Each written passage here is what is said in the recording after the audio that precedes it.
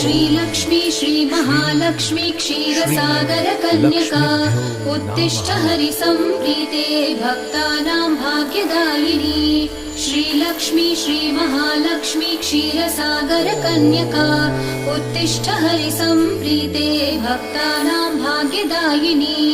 उत्तिष्ठोत्तिष्ठ श्रीलक्ष्मी विष्णुवक्षस्थलालये उत्तिष्ठ करुणापूर्णे लोकानां शुभदायिनी उत्तिष्ठोत्तिष्ठ श्रीलक्ष्मी विष्णुवक्षस्थलालये उत्तिष्ठ करुणापूर्णे लोकानां शुभदायिनी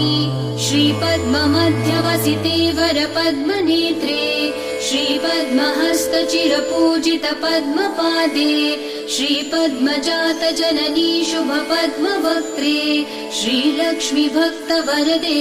तव सुप्रभातम्।